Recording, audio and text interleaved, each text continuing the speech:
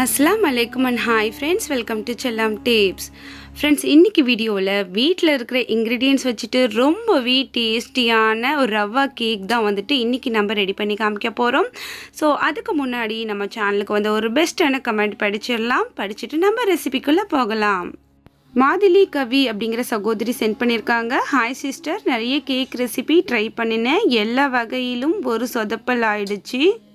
But நீங்கள் சொன்ன இந்த மாதிரி செய்தேன், எங்கள் வீட்டில் எல்லாரும் பாராட்டினாங்க, ரொம்ப அருமையாக இருக்குன்னு சொன்னாங்க. ரொம்ப தேங்க்ஸ் சிஸ்டர் அப்படின்னு சொல்லியிருக்காங்க. ரொம்ப சந்தோஷமாக இருக்குது இந்த கமெண்ட் படிக்கையில்.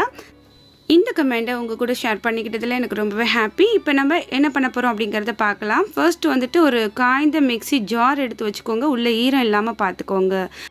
இப்போ ஒரு கப் அளவுக்கு நான் வந்து ரவை சேர்க்குறேன். இந்த கப்போட மெஷர் என்னென்னு பார்த்தீங்கன்னா 250 கிராம். அடுத்தது வந்துட்டு 3/4 கப் அளவுக்கு, அதே கப்பால் 3/4 கப் அளவுக்கு நான் வந்து ஒயிட் சுகர் சேர்த்துக்கிறேன்.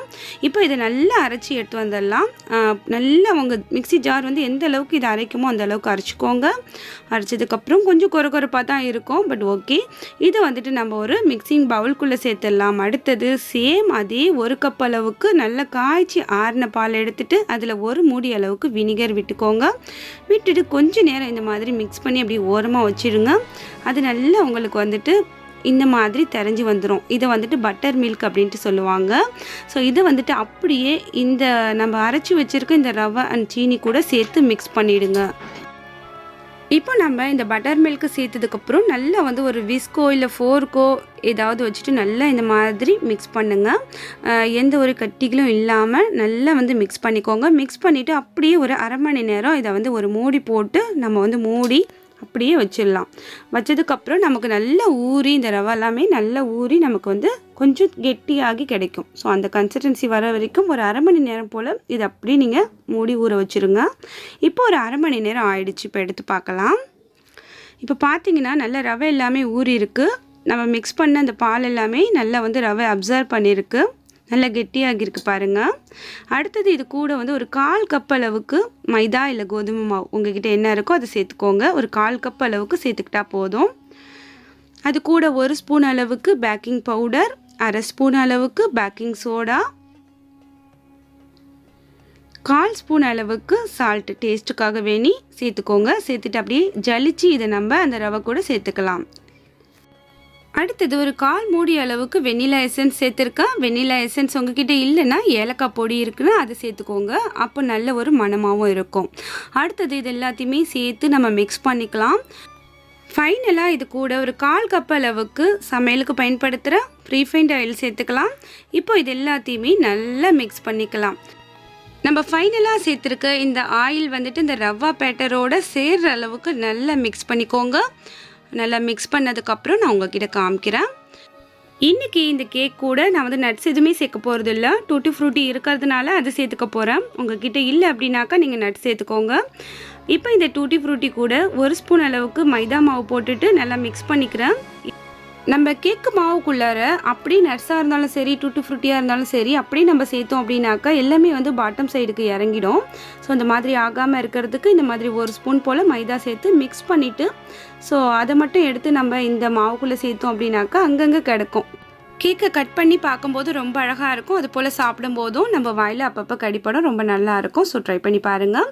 அடுத்தது நம்ம கேக் வைக்கக்கூடிய அந்த பாத்திரத்தை எடுத்துக்கலாம். ஸோ நான் வந்துட்டு இந்த குட்டி குக்கருக்குள்ளார தான் வைக்க போகிறேன். உங்ககிட்ட கேக் ட்ரே இருந்துச்சுன்னா அதை எடுத்துக்கோங்க. ஸோ என்கிட்ட இல்லை, அதனால் இந்த குட்டி குக்கருக்குள்ளார நான் வைக்க போகிறேன். இப்போ வந்துட்டு பெரிய குக்கர் இருக்கு இல்லையா, அதை வந்து அடுப்பில் வச்சு ஹீட் பண்ணிக்கலாம். ஃபர்ஸ்ட்டு ஏற்கனவே நம்ம செய்யறதுக்கு பயன்படுத்தின அந்த உப்பியை வந்துட்டு இதுக்குள்ளார சேர்த்துக்கலாம். நான் இதோட இந்த உப்புலேயே வந்துட்டு 3 முறை கேக் ரெடி பண்ணிட்டேன். உள்ளே சேர்த்ததுக்கப்புறம் ஒரு ஸ்டாண்ட் ஒன்று போட்டுக்கோங்க. சில்வர் ஸ்டாண்டாக இருக்கணும். போட்டுட்டு நம்ம வந்துட்டு இதை வந்து ஃப்ரீ ஹீட் பண்ணிடலாம். ஒரு 5 நிமிஷம் போல் ஃப்ளேம் வந்துட்டு கொஞ்சம் ஹையில் வச்சு ஹீட் பண்ணிக்கோங்க. மூடியை போட்டு ஹீட் பண்ணிக்கோங்க.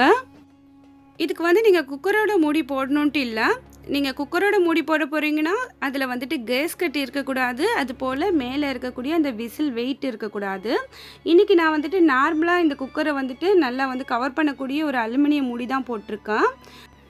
இப்படி கூட நம்ம கேக் பண்ணலாம். இது வந்து இப்போ ஃப்ரீ ஹீட் ஆகட்டும். அதுக்கிடையில் நம்ம கேக் வைக்க போகிற அந்த பாத்திரத்தில் கொஞ்சமாக எண்ணெய் விட்டுக்கலாம். எண்ணெய் விட்டு ஃபுல்லாக தடவி விட்டுட்டு ஒரு ஸ்பூன் போல் மைதா மாவு அதுக்குள்ளே சேர்த்து ஃபுல்லாக நம்ம எல்லா இடத்துலையுமே அதை படுற மாதிரி பரப்பி விட்டுக்கலாம்.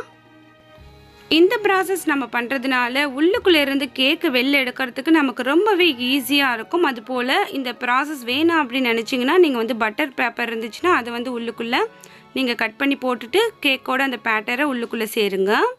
இப்போ நம்ம கேக்கோட பேட்டரை உள்ளுக்குள்ளே போட்டாச்சு. அடுத்தது கீழ் நோக்கி 2 முறை இந்த மாதிரி தட்டிக்கோங்க. ஏர் பபிள்ஸ் எதுவும் இருந்துச்சுன்னா ரிலீஸ் ஆகிடும். அடுத்தது நம்ம மிச்சம் வச்சுருக்க இந்த டூட்டி ஃப்ரூட்டியை இது மேலே கொஞ்சம் அப்படியே சேர்த்துடலாம். அவ்வளோதான் ஃப்ரெண்ட்ஸ். இப்போ நம்ம இந்த பாத்திரத்தை அப்படியே தூக்கி நம்ம குக்கருக்குள்ளார அப்படியே நம்ம வச்சிட வேண்டியது தான். குக்கரோட ஓரங்களில் நம்ம உள்ளே வச்சுருக்க இந்த பாத்திரம் டச் ஆகாமல் இருக்கணும். ஓரங்கள் டச் ஆகிற மாதிரி வச்சிங்கன்னா உங்களுக்கு சீக்கிரமே ஓரங்கள் கருகிடும். கேக்கு வேகிறதுக்கு முன்னாடி உங்களுக்கு ஓரங்கள் கருகி கேக் கருகி போன மாதிரி ஆகிடும். ஸோ அதனால் ஓரங்கள் டச் ஆகாத மாதிரி உள்ளுக்குள்ளே இன்செர்ட் ஆகிற பாத்திரத்தை நீங்கள் யூஸ் பண்ணிக்கோங்க. அடுத்தது ஃப்ளேம் ஃபுல்லாக சிம்மில் வச்சுக்கோங்க. சிம்மில் வச்சுட்டு ஒரு 30 நிமிஷம் கழித்து நம்ம இப்போ திறந்து பார்க்கலாம். இப்போ ஒரு 30 நிமிஷம் ஆயிடுச்சு. நம்ம இப்போ ஓப்பன் பண்ணி பார்க்கலாம். கேக் ரொம்பவே சூப்பராக நல்லா உப்பி வந்திருக்கு. அதுபோல் நல்லா வெந்தும் வந்திருக்கா அப்படிங்கிறத ஒரு ஸ்டிக் விட்டு பார்க்கலாம். இந்த மாதிரி நமக்கு ஒட்டாமல் அழகாக வந்துச்சு அப்படின்னாக்கா நமக்கு கேக் ரெடி ஆகிடுச்சு, நல்லா வெந்துடுச்சு அப்படின்ட்டு அர்த்தம். இப்போ இதை அப்படியே நம்ம எடுத்து வெளியில் ஒரு 2 மணி நேரம் போல் அப்படியே நம்ம வச்சிடலாம். குக்கருக்குள்ளேயே வச்சு ஆற விடாதீங்க. இந்த மாதிரி ஓப்பனாக எடுத்து வெளியில் வச்சு ஆற விடுங்க. இப்போ நல்லா ஆறிடுச்சு. நான் ஒரு பிளேட்டில் மாற்றி வச்சுருக்கேன் பாருங்கள். ரொம்பவே சூப்பரான ரவா கேக் ரெடி ஆகிடுச்சு. கொஞ்சம் கூட தீயலை, ஓரங்கள் எல்லாமே நல்லா செவந்து வந்திருக்கு. ஸோ இப்போ நம்ம இதை கட் பண்ணிடலாம். எவ்வளோ சாஃப்டாக நைஃப் இறங்குது பாருங்கள். வீட்டில் இருக்கிற இன்க்ரீடியன்ட்ஸ் வச்சுட்டு முட்டை இல்லை, பட்டர் இல்லை, எதுவுமே தேவையில்லை. 1 கப் பால், 1 கப் ரவா இருந்தால் போதும். இன்றைக்கி இந்த கேக் செய்ய நம்ம பயன்படுத்தியிருக்க எல்லா பொருட்களுமே எல்லார் வீட்லேயுமே இருக்கக்கூடியது தான். அதனால் தாராளமாக எல்லாருமே நீங்கள் ட்ரை பண்ணி பாருங்கள். ரொம்ப டேஸ்டியான கேக் கட் பண்ணி வைக்க காணா போகும். இங்கே பாருங்கள், பையன் எடுத்துகிட்டு போயிட்டான். நீங்களும் இது போல் ஈஸியான கேக்கு ட்ரை பண்ணி உங்கள் வீட்டு குட்டீஸை என்ஜாய் பண்ண வைங்க. வீடியோவில் கொடுத்துருக்க சின்ன டிப்ஸ் எல்லாமே அப்படியே ஃபாலோ பண்ணிங்கன்னா இது மாதிரி சாஃப்டான நல்லா ஃப்ளஃபியான ஒரு கேக் உங்களுக்கு கண்டிப்பாக கிடைக்கும். நம்ம சேனலில் இதுக்கு முன்னாடி நிறையவே கேக் வீடியோஸ் அப்லோட் பண்ணியிருக்கேன். அதெல்லாம் பார்க்கலனாக்கா நான் டிஸ்கிரிப்ஷனில் லிங்க் கொடுக்குறேன், செக் பண்ணி பாருங்கள். எல்லாமே ஈஸியான கேக்ஸாக இருக்கும். அவ்வளோதான் ஃப்ரெண்ட்ஸ். இந்த வீடியோ பிடிச்சிருந்துச்சுன்னா லைக் பண்ணுங்கள். உங்களோட ஃப்ரெண்ட்ஸ் அண்ட் ஃபேமிலியோட மறக்காமல் ஷேர் பண்ணிக்கோங்க. இந்த வீடியோ பற்றின கருத்துக்களை கமெண்ட் செக்ஷனில் தெரியப்படுத்துங்க. படிக்கையில் எனக்கு ரொம்பவே ஹாப்பியாக இருக்கும். சேனலை சப்ஸ்கிரைப் பண்ணாத நண்பர்களை சப்ஸ்கிரைப் பண்ணி வச்சுக்கோங்க. அடுத்து ஒரு இன்ட்ரெஸ்டிங்கான வீடியோவில் சந்திக்கலாம். தேங்க்ஸ் ஃபார் வாட்சிங். பாய்.